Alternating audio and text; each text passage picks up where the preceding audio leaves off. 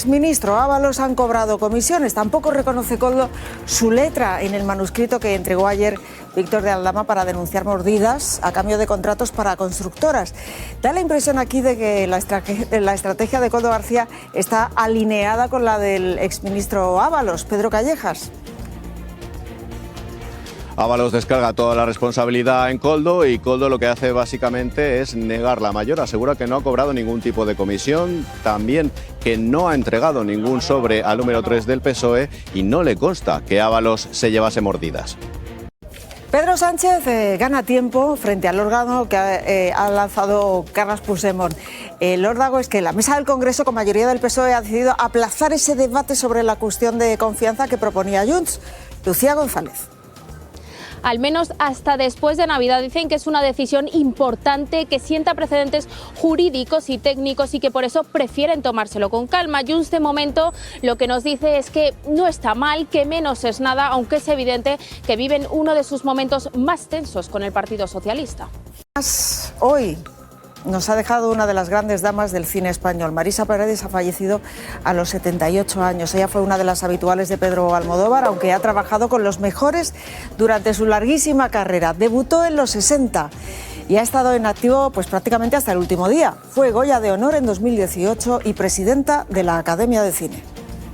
El que fue asesor del exministro Ábalos ha declarado hoy ante el mismo juez del Supremo que ayer tomó declaración a Víctor de Aldama. Y básicamente Koldo no ha reconocido ningún delito. Estos que ven aquí son extractos literales de la declaración de Koldo. Él dice que no hubo comisiones, que no recibió dinero de Aldama y que no entregó sobres ni a Santos Cerdán ni tampoco a Carlos Moreno, al jefe de gabinete de la ministra Montero.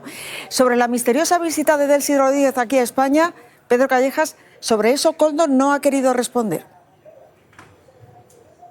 Se le ha preguntado si conocía a Delcy y cuál fue el motivo de esa visita, pero se ha negado en redondo a responder a cualquier pregunta sobre esta cuestión. De lo que sí ha hablado es de comisiones, pero para negar la mayor. Asegura que no ha cobrado ningún tipo de mordida, tampoco le consta que lo haya hecho Ábalos y niega que haya entregado ningún sobre con dinero en negro al número 3 del PSOE, a Santos Cerdán. Lo que sí ha reconocido es que llevó a Aldama en alguna ocasión a la casa particular de Ábalos, pero que no sabe de qué hablaban porque él se quedaba en la puerta. Además, se le ha preguntado por cómo era su relación con Aldama. Él básicamente ha dicho que era asesor de Air Europa y que no hablaban de temas importantes, que era todo, dice, cuestiones banales. El caso Koldo estalló en febrero de este año cuando la Guardia Civil practicó las primeras detenciones. Una de ellas fue esta que están viendo, la del propio Koldo García, y Antena 3 Noticias ha tenido acceso a las imágenes de aquel registro en su casa. Koldo García no es ni mucho menos un desconocido en el Partido Socialista, ni en el Gobierno. Acompañó a Pedro Sánchez en su reconquista de la Secretaría General del PSOE, Javier Gallego. Sí, Sandra, de hecho, Pedro Sánchez destaca en su manual de resistencia que Koldo llegó a dormir con los avales para custodiarlos. Antes había sido portero de un club de alterne, vigilante de seguridad, escolta. Fue Santos Cerdán quien lo introdujo en el partido, luego ya pasó a ser conductor de Ábalos y de ahí asesor del ministro y también a formar parte del Consejo de Administración de Renfe y del Consejo Rector de Puertos del Estado. José Luis Ábalos mueve ficha para desmontar el relato de Víctor de Aldama. El exministro Ábalos le ha presentado al juez del Supremo un documento al que ha tenido acceso Antena 3 Noticias. Son en total 85 páginas en las que José Luis Ábalos acusa a Víctor de Aldama de 25 contradicciones en su relato. Ábalos, lo mismo que Koldo, lo niega todo. Él dice que no invitó a Víctor de Aldama al mitin en el que se fotografió con el presidente del Gobierno y defiende también a Pedro Sánchez. Asegura que Sánchez nunca necesitó la ayuda de Aldama, no le ha debido ni le debe nada, eso dice. Y bueno, ayer Víctor de Aldama le entregó también al Tribunal Supremo un manuscrito, dice él, que con la letra de Koldo. Javi, ahí se señalan varias constructoras que según él formarían parte de una red que cobraba comisiones ilegales. ¿Qué sabemos de esto? Pues Sandra, hemos comparado el papel que aporta Aldama con el portal de contratación y aquí, por ejemplo, en la primera de las obras comprobamos que 2 constructoras ganan ese concurso para hacer un tercer carril en la carretera de Lugones por 18 millones de euros. Ese precio sirve para que ganen el concurso, pero 3 años después el Ministerio aprueba un incremento de otros 2 millones de euros. Con ese sobreprecio las constructoras no habrían ganado ese concurso. El Ministerio de Transporte lo justifica por la subida de los precios de las materias primas. El Gobierno intenta protegerse de todos estos escándalos que en los últimos días están ganando intensidad. Aldama sugirió ayer que el PSOE podría haberse financiado de manera ilegal. Hoy en la Moncloa, Lucía Fernández acusan a Víctor de Aldama de difamarles. Y le mandan un recado porque dicen que colaborar con la justicia no es acusar sin pruebas, que eso es difamar, y le piden a Aldama que si tiene pruebas que las aporte y si no, que deje de ensuciar a gente honrada. Con gente honrada se refería el ministro Bolaños, que ha sido el que ha tomado la palabra para responder a estas cuestiones, a Ángel Víctor Torres, al jefe de gabinete de la vicepresidenta Montero y a Santos Cerdán, según fuentes del Gobierno. Además, en Moncloa acusan al Partido Popular y a Vox de sumarse, dicen, a un bombardeo de difamaciones. Aseguran que aquí están tranquilos. Este es el mensaje del Gobierno.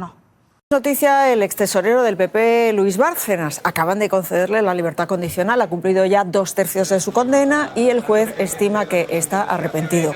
Así que ya es un hombre libre. Bárcenas representa una época oscura de corrupción en el PP que derivó en la moción de censura contra Mariano Rajoy. El ministro Bolaños considera que aquello no se parece en absoluto a la situación actual del PSOE.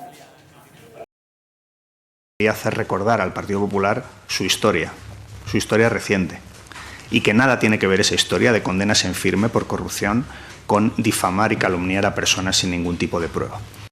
En este contexto complejo para el Gobierno tendrían que aprobarse los presupuestos, pero Junts no está por la labor si a cambio no se cumple lo que Junts exige. ¿Qué quiere Junts? Pues quiere un debate en el Congreso para que Pedro Sánchez se someta a una cuestión de confianza, pero el debate se va a aplazar. Lucía González.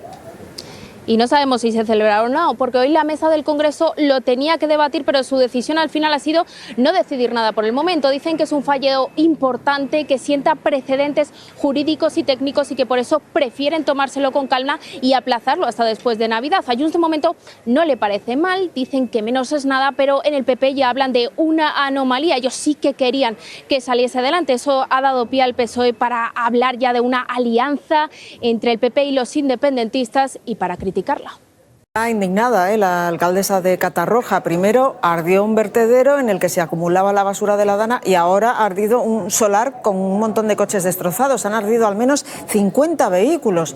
Los vecinos se quejan porque esos vertederos son una amenaza. Rosa Rodríguez, y nadie está haciendo nada.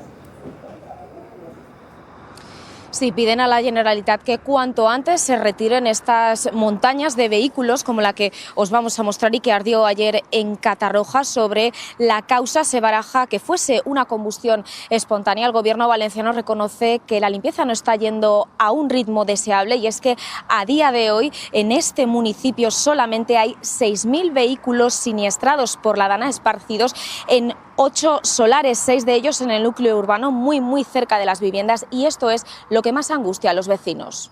Por cierto, hoy, Teo Ibernón, el Banco de España pone una cifra al impacto de la Dana en la economía española. Sí, Sandra, calcula un impacto negativo de unas 2/10 de nuestro Producto Interior Bruto en el cuarto trimestre de este año, aunque asegura que esto es algo temporal. Hoy el Gobierno, por cierto, ha anunciado que va a pedir a Bruselas 1.500 millones de euros de los fondos europeos para las labores de reconstrucción en las zonas afectadas. Aún así, el Banco de España cree que creceremos 0,3 más de lo previsto tanto este año como el que viene. Además, calcula que la inflación se va a mantener en un 2,9% en 2024 y que se acercará al 2% el año que viene. Y también el Gobierno, Teo, ha hecho hoy una nueva oferta para salvar el concierto médico de Muface. Sí, ha presentado una segunda licitación poniendo más dinero sobre la mesa. Pagará un 33,5% más a las compañías, es decir, prácticamente el doble de lo que había ofrecido en un principio, pero sin llegar tampoco al 40%, que es lo que las empresas pedían. Son casi 4.500 millones de euros para 3 años, unos 950 millones más para garantizar el servicio médico a 1,5 millones de personas entre funcionarios y familiares. Precisamente hoy se ha publicado el tercer barómetro sanitario del CIS, y ese barómetro destaca que los españoles le ponen buena nota a sus médicos, pero ojo, el 71% no consiguen cita ni en el mismo día ni al día siguiente con el médico, y más de la mitad tienen que esperar una semana. Para un especialista se esperan meses.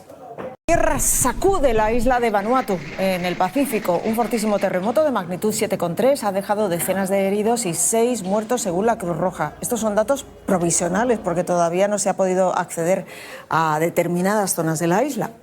Y en Rusia, atención, porque Ucrania ha matado allí a su jefe de defensa nuclear con una bomba en un patinete. María José Zamora. Así es, Sandra, es el oficial con más rango que muere desde que comenzó la guerra. Se llamaba Igor Kirillov. Ucrania le acusaba de usar armas químicas prohibidas y Rusia promete venganza. Una cámara ha captado el momento de su muerte cuando salía de su casa.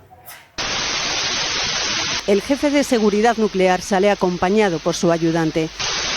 Traspasan el portal, pero apenas dan un par de pasos cuando explota este patinete. Titulares, María José, porque ya se ha identificado a la autora del tiroteo de una escuela de Estados Unidos y es una chica, que no es lo habitual, ¿no? No, tenía solo 15 años, se llamaba Natalie Rapnau y mató a una compañera y a un profesor. No está claro si eran ellos sus objetivos iniciales. Otras 6 personas están heridas.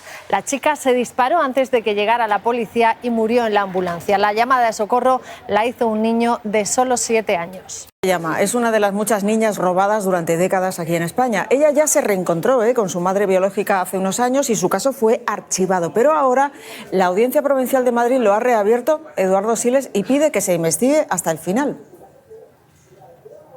Sí, Sandra, y aquí estamos, en su casa, en Campo de Criptana. Todo esto salta a la luz en 2017 cuando ella encuentra este documento que certifica que la que ella pensaba que era su madre resulta que era estéril. De hecho, tiene 2 partidas de nacimiento en el mismo hospital, a la misma hora, en la misma sala, pero con 2 madres, ¿no? Sí, en una pone que mi madre se llama Petra y en la otra pone que mi madre se llama Pilar. Pilar, pero Pilar es su verdadera madre biológica, así lo dice el ADN, la conoció cuando ya tenía 45 años y ahora pide que se investigue hasta el final. Tenemos una noticia de última hora. Una niña de 8 años ha muerto atropellada, arrollada por un tranvía en Zaragoza. El suceso ha ocurrido en la parada que está junto al Hospital Miguel Servet. Es una zona muy transitada y con varios colegios cerca. Estaremos muy pendientes de este asunto. Y bueno, más noticias. El cantaor Diego El Cigala ha sido condenado a 2 años y 1 mes de prisión por malos tratos a su exmujer. La jueza le condena por 3 agresiones, 2 ocurridas en hoteles y la tercera en el domicilio familiar en Jerez, donde convivía con su expareja. También le prohíben acercarse a menos de 200 metros de la víctima durante 2 años. Marisa Paredes, a los 78 años, una de las grandes de nuestro cine y nuestro teatro, Goya de honor y respetada y admirada por sus compañeros. Gonzalo del Prado ha fallecido de un paro cardíaco.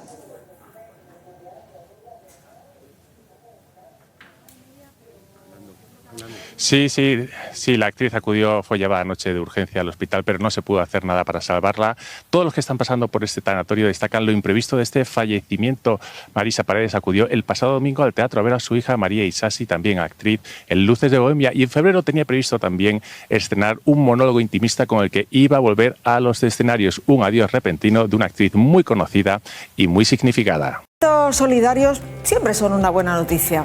Miren esta historia. Un grupo de niños de Sevilla, cuando salían del instituto, encontraron un sobre en el suelo y no dudaron en devolverlo. Imaginen la sorpresa de los 6 amigos cuando abrieron el sobre y vieron esto. Nunca habían visto tantos billetes, ¿eh?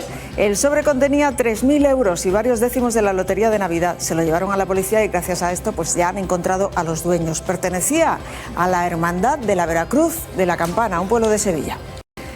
Antes de marcharnos tenemos otra última hora relacionada con los presuntos escándalos de corrupción. El juez ha ordenado la puesta en libertad con medidas cautelares de Claudio Rivas, del socio de Víctor de Aldama en la trama de los hidrocarburos. Ha sido la Fiscalía la que ha pedido que le dejen en libertad. Es todo, ya se quedan con los deportes y Angie Rigueiro. Gracias, hasta mañana.